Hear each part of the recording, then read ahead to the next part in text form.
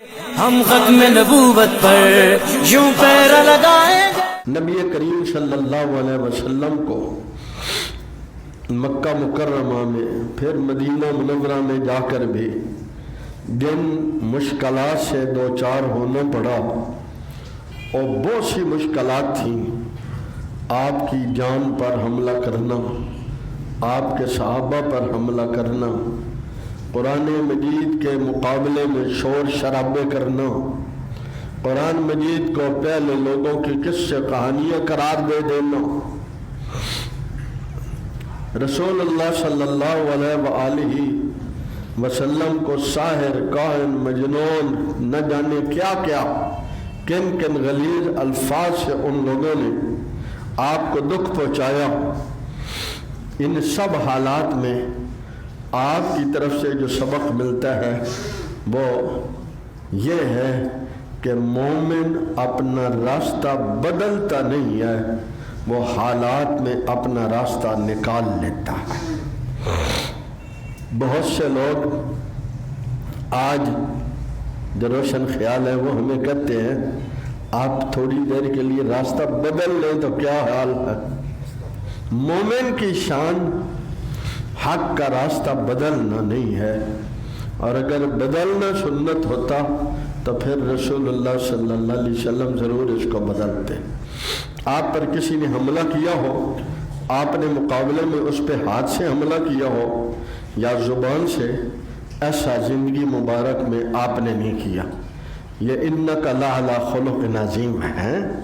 اللہ فرما رہے ہیں نا، نون والقلم وما یسطرون، مجھے قلم کی قسم ہے اور فرشتے جو لکھتے اس کی قسم ہے، مجھے قسم ہے قلم کی، ما انت بنعمت ربک بمجنون، اللہ کے فضل سے آپ مجنون نہیں ہیں۔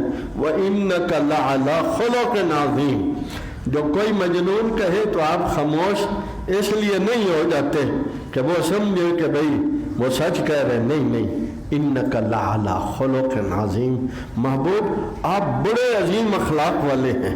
میں نے عرض کی کسی نے ہاتھ سے حملہ کیا، محبوب نے جواب ہاتھ سے بھی نہیں دیا۔ کسی نے زبان سے حملہ کیا، ہاں کوئی کہے کہ ہم حضور کی سنت نہیں، حملہ حضور پر ہو تو سنت حضور کے نہیں، پھر سنت صحابہ کی چلے گی۔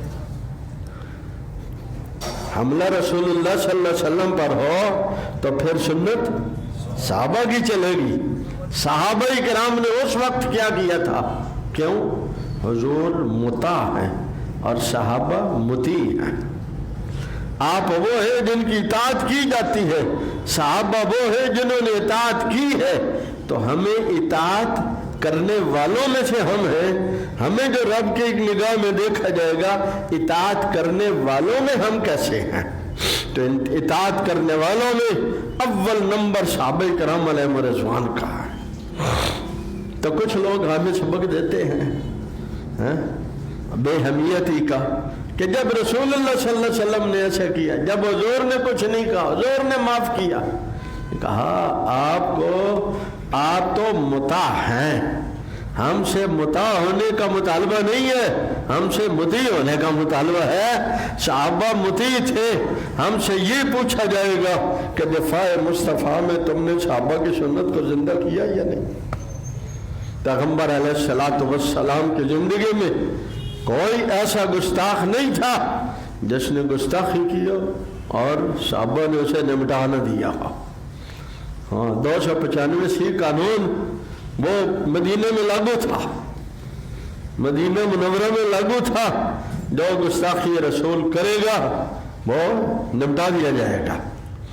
اللہ تعالی ہماری حکومتوں کو بھی، پوری دنیا کے مسلم حکومتوں کو یہ غیرت اور یہ حمیت اور یہ جذبہ نصیب فرمائے۔